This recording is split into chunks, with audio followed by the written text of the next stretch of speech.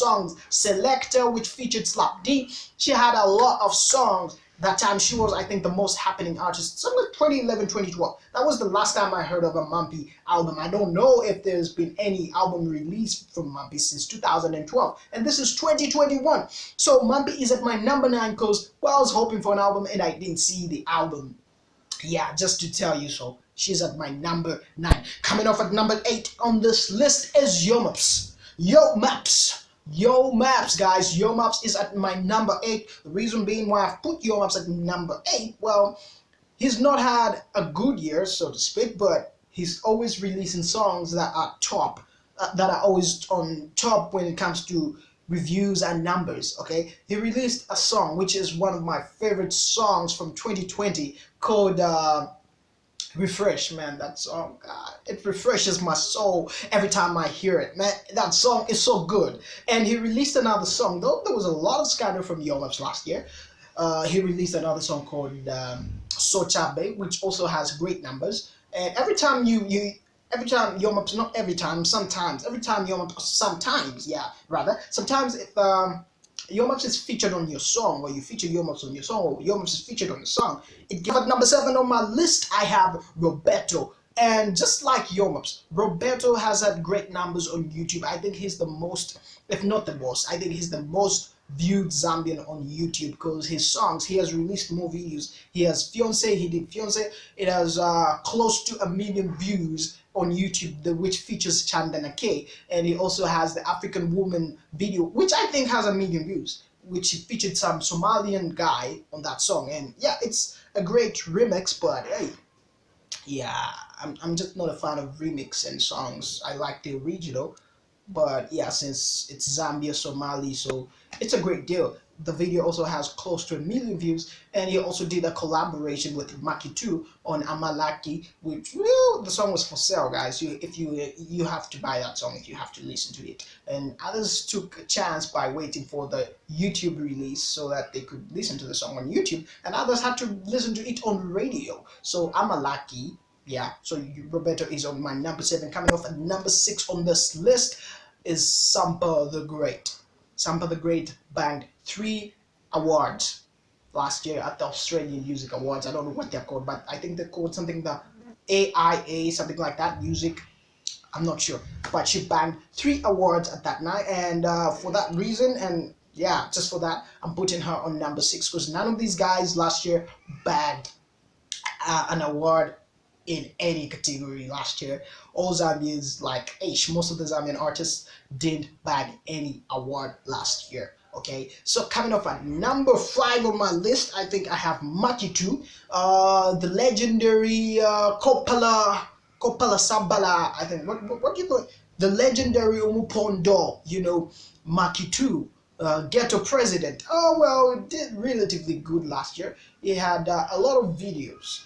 Okay, he closed off the year with a video called Ala Balanza, which features Yomaps, and it also features his siblings, Towela Kaira and Chef 187, and also General Kanene, his longtime ally. In that video, he features in that video, and the video, I like the video. It has, I think, 3 categories or 3 parts where Maki 2 was at the grave, bidding farewell to those who had lost their souls. He was singing to all the lost souls in 2020, and the second part was of him being sick, so I think it represented COVID-19, and the third part was of him putting on a suit and celebrating that, well, we are in the new year. I think was it released this year or last year? I'm not sure, but he also did a song that featured Pompey called The Early Riser. Well, I wasn't a fan of that song.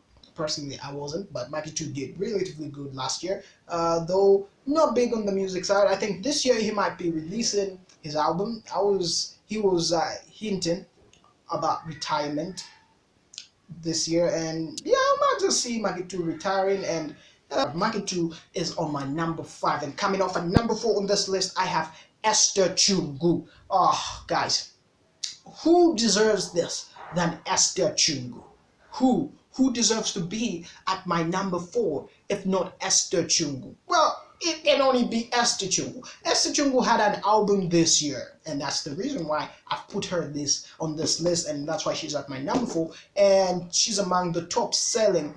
She has the most among the top selling projects of 2020, together with Mother Tongue, Last Dance, Vision by Critic, and other projects I saw. But Esther Chungu's April album did relatively well. Not the best album, but it did well, and I think she was the best gospel artist this year, if not the greatest gospel artist we had this year. She did a collaboration with Chef 187, which seemed to be away from her usual collabos and her usual style of singing. And it was my first time actually watching a Zambian music video on Tres Gospel. Okay, and guess who I was watching? Esther Chungu's Jehovah album, the Jehovah song, and it looked so nice. And I didn't believe it was Esther Chungu. I was like, why does it look so fine and colorful on Tres? Okay, because Kaitema President Missy Monica, Red Monica, somehow maroon. I don't know what happens, but when it was on Tres, it was so colorful and nice, and Jehovah. Okay, I'm done. Okay, but coming off on my number 3 on this list, I have J-Rocks. Guys, please don't say anything about this man. This man was one of the best artists of 2020.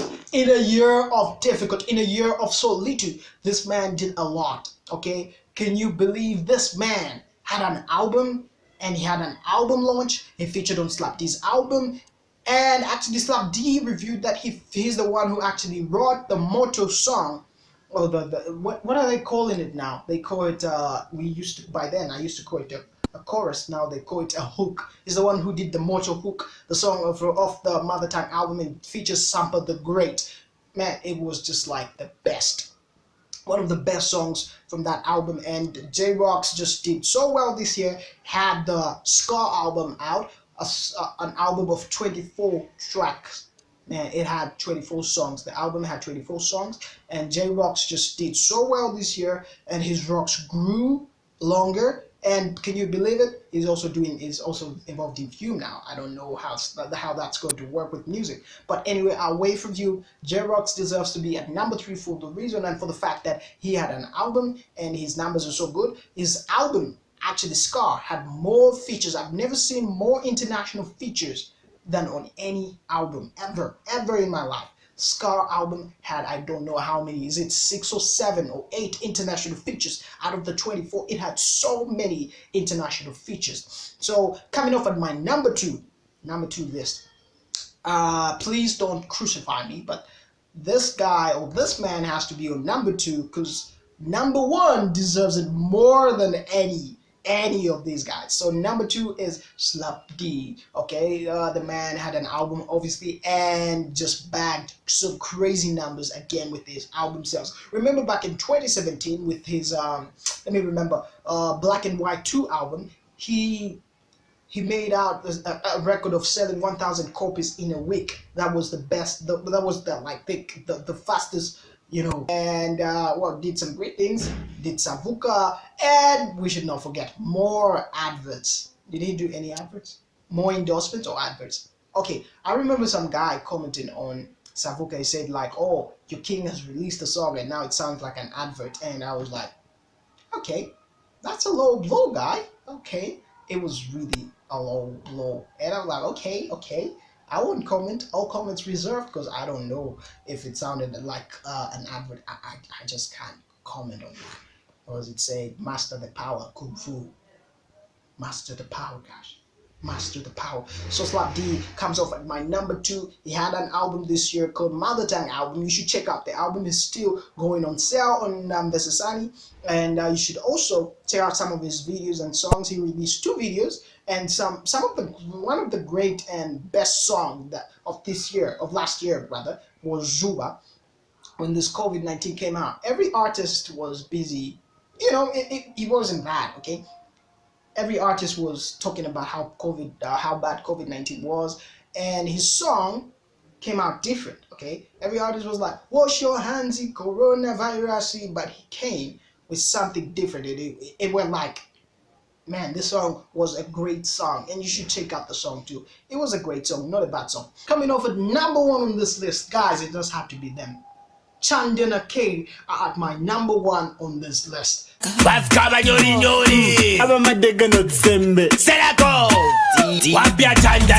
Guys, who else deserves to be at number 1 than Chandana K? They filled up Woodland Stadium. That's a milestone that no one has ever achieved in Zambia. Organized Family filled up a stadium, but in Mozambique, they've never filled up a stadium in Zambia. Can you believe it?